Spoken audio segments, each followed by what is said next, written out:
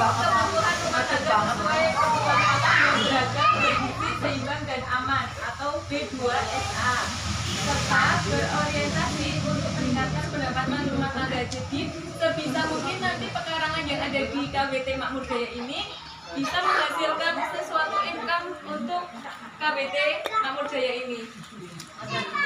Nah, terus KWT Makmur Jaya merupakan kelompok wanita tani yang berada di dusun Jetisnya ya.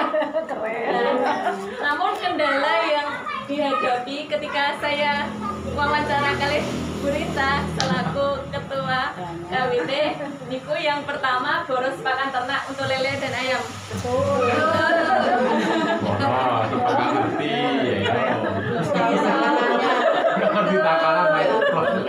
Yang kedua, pemanfaatan lahan masih kurang. Betul. Itu dapat dilihat dari itu ya, Bu.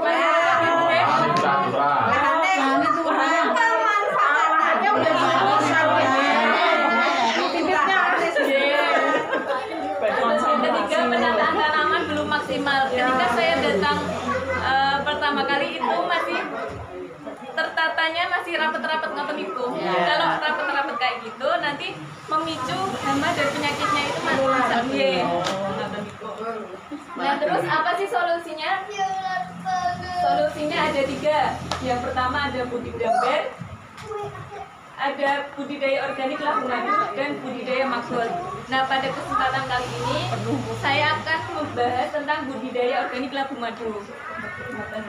Kalau yang budidaya itu tinggal nambahi ya Bu, nambahi kangkung untuk nopo nggih, pemanfaatan pada embernya. Kan itu baru tongnya, baru lelenya. Nanti ditambah kangkung untuk nambah peningkatan pada pekarangannya. Terus konsep program P2L ini mengusung 3 itu tadi, labu madu, budidaya sama maggot. Jadi itu menjadi satu kesatuan yang mana itu manfaatnya itu bisa menjadi kayak siklus gitu Bu. Kalau kita budidaya maggot itu nanti luarannya ada POC, terus ada pupuk padat. Nah, POC dan pupuk padat itu nanti bisa digunakan untuk tanaman budidaya organik. Lanjut, yang budidaya itu sebagai pemanfaatan lahan di perkotaan sini. Sekarang kita masuk ke materi budidaya.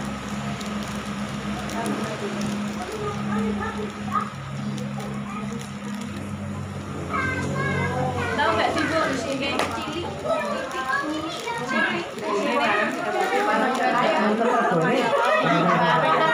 Siapa yang pernah makan? Apa sih Bu bedanya? Bedanya apa sih?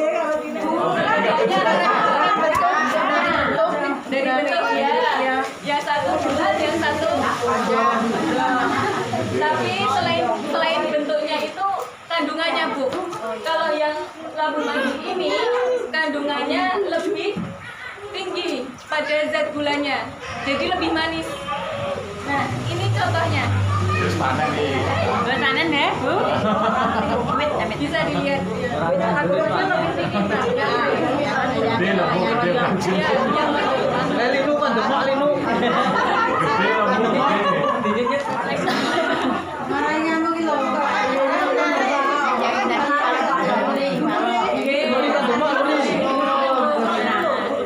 Kalau itu tuh nanti biasanya dimasak itu, dikukus itu udah manis. Apa sih tanaman labu madu itu? Butternut squash.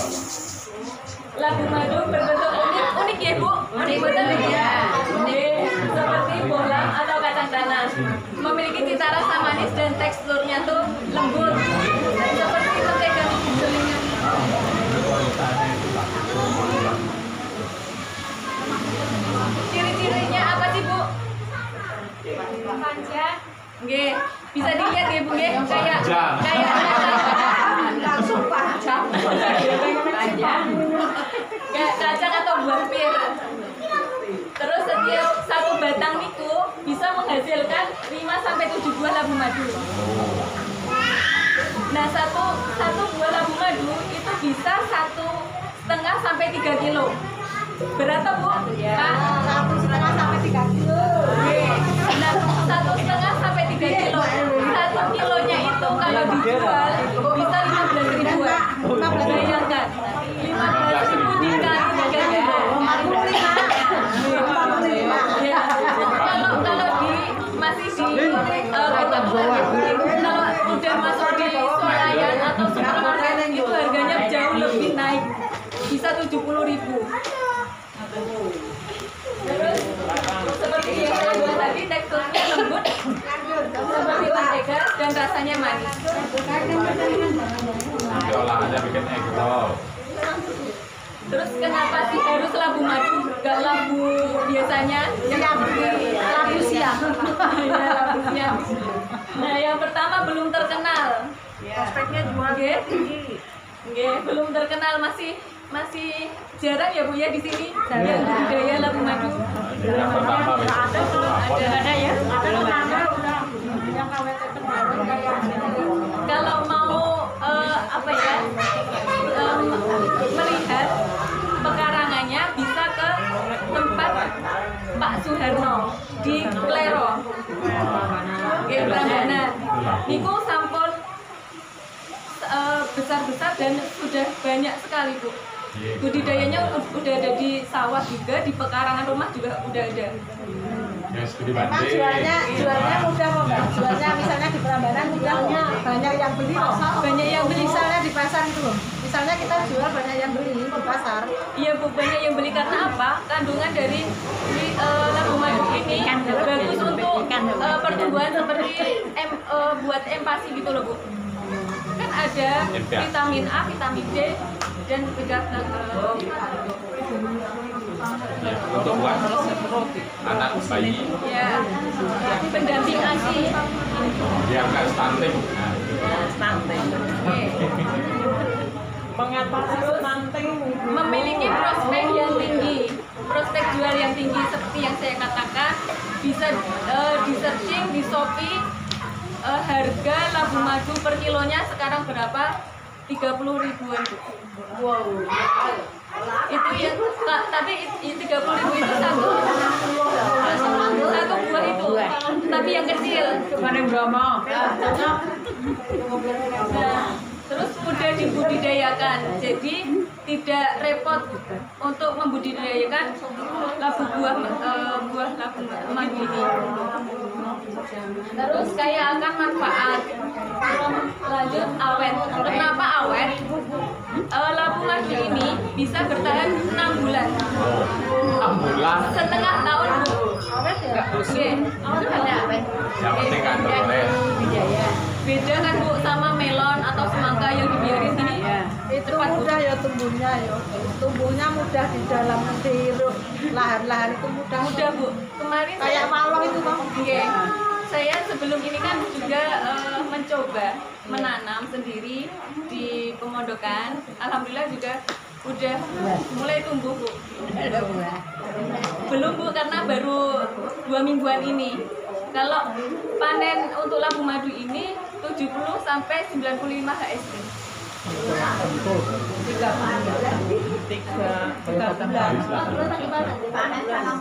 Ya 1 bulan lebih.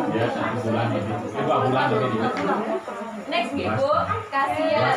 Nah, buah labu mengandung serat yang tinggi, antioksidan, beta karoten, vitamin A dan B kompleks, sehingga itu untuk pendamping asin itu bagus.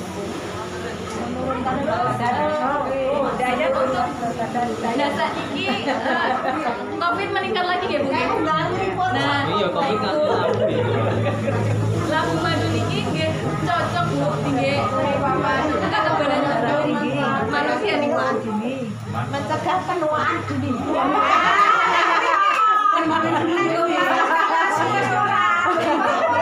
Melancarkan ASI, menghaluskan kulit. Ibu yang pengen muda nih badan. Mencegah kolesterol. Karena kolesterol dalam labu madu ini 0%. Jadinya bisa mencegah kolesterol. Bebek goreng mangan iki.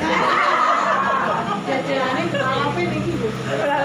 darah tinggi, mencegah penuaan dini. Lah niki ibu-ibu sing pengen awet muda.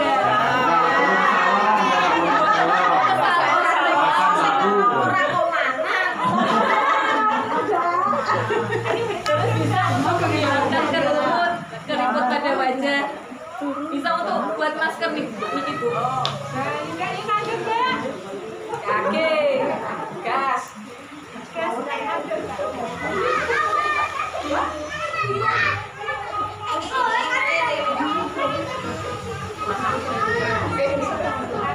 seperti yang saya katakan tadi, prospek labu madu dilihat dari berita ini, sekali panen Bapak Sulistyo itu bisa menghasilkan 500 sampai 700 buah labu madu dengan perkirakan berat sekitar 1 ton sampai 2 ton. Satu buah labu madu mencapai berat 1,5 sampai 3 kilo. Setiap satu batang tanaman labu madu bisa menghasilkan 5 sampai 7 buah. Hasil panen tersebut digunakan untuk memenuhi kebutuhan pasar lokal di sekitar Jawa Timur serta ke Yogyakarta. Nah, dilihat dari pernyataan tersebut, berita tersebut, jadi Yogyakarta ini memiliki peluang baik untuk budidaya labu madu. Karena apa? Belum banyak yang mengenal labu madu. Terus khasiatnya juga banyak. Bagus untuk pendamping ASI untuk balita.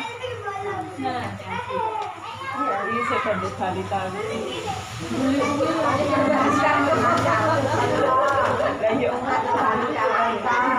lalu gimana sih budidaya labu madunya? Nah, yang pertama itu kita memilih benihnya, Bu. Benih itu dapat didapat dari toko pertanian maupun dari budidaya itu sendiri. Bijinya nanti dikeringkan dulu, habis itu ditanam, buat tanam. Tapi kalau yang biji itu nanti tidak untuk dibudidayakan lagi, jadi cuma satu kali pembudidayaannya, karena nanti keturunannya itu tidak jelas. Yang pertama sedang benih dalam air selama 2 menit dan 2 benih yang mengambang. Nah, mengapa harus direndam sih, Bu? Karena untuk mengetahui kualitas dari biji labu madu itu sendiri. Kalau mengambang berarti itu biji labunya tidak baik. Terus nanti masukkan benih labu madu ke lubang 1 sampai 3 biji. Kenapa sih 3 biji? Karena saran dari dosen saya itu kalau misal nanti tidak tumbuh, nanti ada dari tiga biji tersebut nanti ada yang tumbuh gitu. Jadi istilahnya itu tidak gelo. Kalau kita nanam cuma 1 biji, kok tidak tumbuh-tumbuh. Kalau kita nanam 3 biji, kemungkinan peluangnya ada yang tumbuh. Letakkan media pembibitan pada ruang sedikit cahaya dan lakukan penyiraman dengan spray. Jadi jangan dikocor gitu, karena kalau dikocor nanti bisa membuat biji itu terkena jamur. Karena kan penyiraman ini cuma dilakukan untuk menjaga kelembabannya gitu. Nah, nanti dalam waktu seminggu bibit labu madu sudah bisa ditanam. Nah, jika ketinggian bibit sudah memiliki ketinggian 6 sampai 7 cm, maka buatlah dengan kedalaman 5 cm. Jadi harusnya ini labu madu itu pakai bedengan ini, Bu. Bedengan. Oke. Kayak nandur lombok oke. Tapi besok itu pakai polybag, Bu. Polybag yang ukuran 35. Oke. 35 kali 35. Tanam bibit labu madu dengan memisahkan terlebih dahulu dengan media pembibit kita secara perlahan dan hati-hati. Setelah menanam, biarkan selama 1 jam, baru lakukan penyiraman supaya tidak stres tanamannya.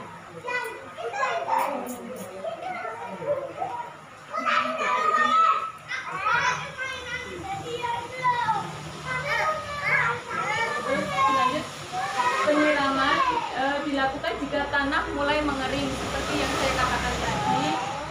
Penyiraman dilakukan hanya untuk menjaga kelembabannya saja.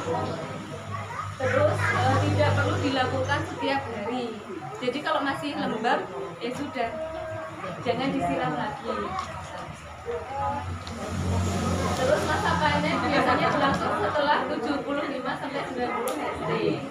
Terus gimana sih cara mengetahui labu madu siap panen itu? Dijentikan di petik. Ininya gimana? Kayak nangka itu. Ya. Terus nanti motongnya itu pakai pisau yang tajam.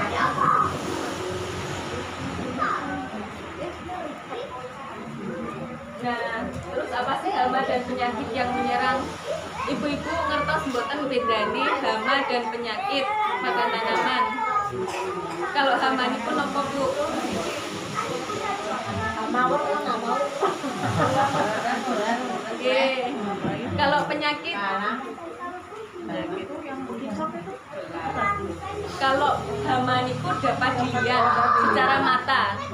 Kalau penyakit niku kan saking niku saking bakteri. Terus hama dan penyakit yang biasanya menyerang pada labu madu niku enten iki, Bu. 1 bekicot. Terus untuk penanggulangannya gimana? Kita ambil aja bekicotnya. Soalnya nanti bekicotnya itu mau makan ini daun-daun yang ada di labu madunya itu, sehingga daun-daunnya akan layu.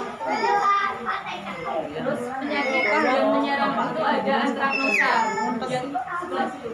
Antraknosa yang bintik-bintik hitam.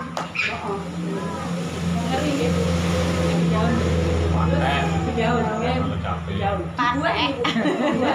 Coblong. Itu di buahnya itu, Mbak. Iya, itu di buahnya. Kalau di Lombok ini paten. Coblong. Terus ada gulai dan trips.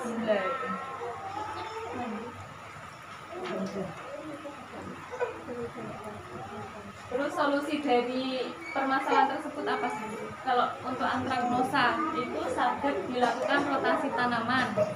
Jadi di pergantian, tidak hanya dilakukan penanaman tanaman untuk 1 jenis saja.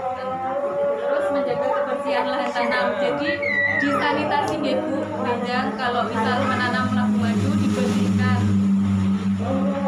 Membuang dan memusnahkan tanaman yang terserang. Lanjut, untuk menangani yang gulai, melakukan penyiaran gulma, melakukan rotasi tanaman, serta melakukan aplikasi pesnap. Pesnap ibu-ibu ngertos boten? Pesnap niku pestisida nabati. Nah, kita mendengarkan azan dulu, Ibu. Iya. Ya disambi.